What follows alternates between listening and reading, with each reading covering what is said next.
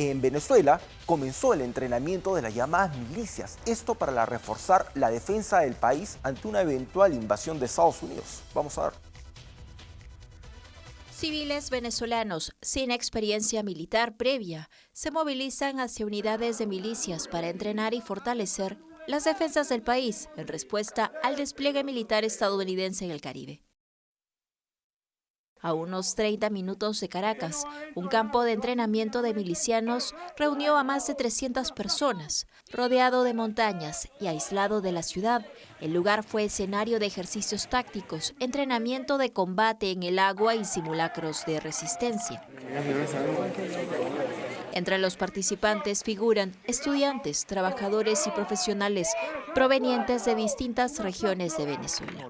El cuestionado presidente Nicolás Maduro pidió a Estados Unidos que abandone lo que describió como planes de cambio de régimen violento. El gobierno de los Estados Unidos de Norteamérica debe abandonar su plan de un cambio de régimen violento en Venezuela y en toda América Latina y el Caribe y respetar la soberanía, el derecho a la paz, a la independencia. Los comentarios de Maduro coincidieron con el pedido de Washington de 10 cazas furtivos adicionales para reforzar su presencia militar en el Caribe. Desde Estados Unidos, Trump negó que exista un plan de cambio de régimen. Well, we're not talking about that, but we are talking about the fact that you had an election which was a very strange election, to put it mildly. I'm being very nice when I say that.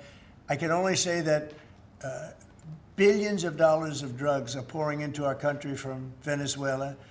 El presidente Trump está considerando diversas opciones para llevar a cabo ataques militares contra cárteles de droga que operan en Venezuela, incluyendo la posibilidad de atacar objetivos dentro del país como parte de una estrategia más amplia para debilitar a Maduro.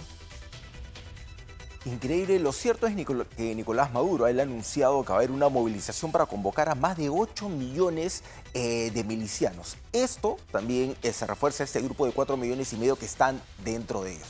Ahora, ¿es posible tener toda esta cantidad de gente? He estado conversando con especialistas, con periodistas también en Venezuela, que nos dicen que la realidad de las Fuerzas Armadas en Venezuela es totalmente distinta.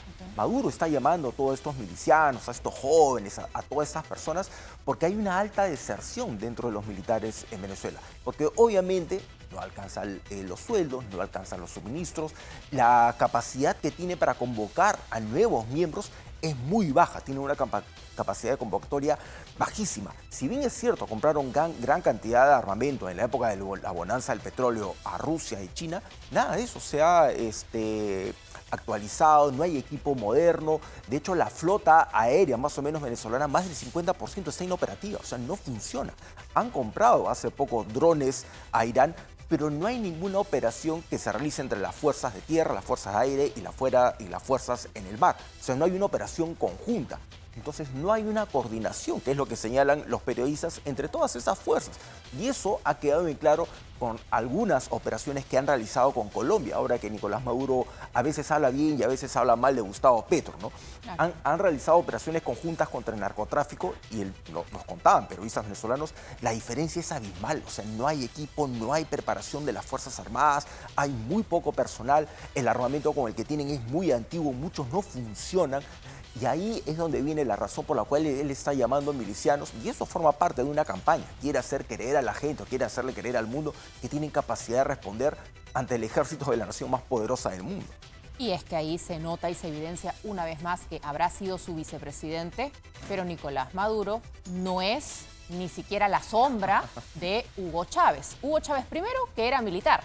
Por otro lado, él sí tenía un trabajo muy importante con las Fuerzas Armadas, de cómo las mantenía, de cómo invertía en las Fuerzas Armadas para ponerlas como su defensa. No solamente el ciudadano que apoyaba a Hugo Chávez, porque era inmenso el apoyo popular que arrastraba Hugo Chávez, especialmente en sus primeros años, pero en las Fuerzas Armadas eran su fuerza de choque real. De ahí que incluso había el debate sobre la enfermedad de Hugo Chávez, si realmente debió quedarse Nicolás Maduro en el poder, porque nunca juramentó presencialmente Hugo Chávez porque ya estaba muy mal, incluso algunos decían que de repente ya había muerto y no lo habían comunicado, o debió quedarse Diosdado Cabello, que era en ese momento el presidente del Parlamento Nacional, que estaba mejor preparado que el señor Maduro.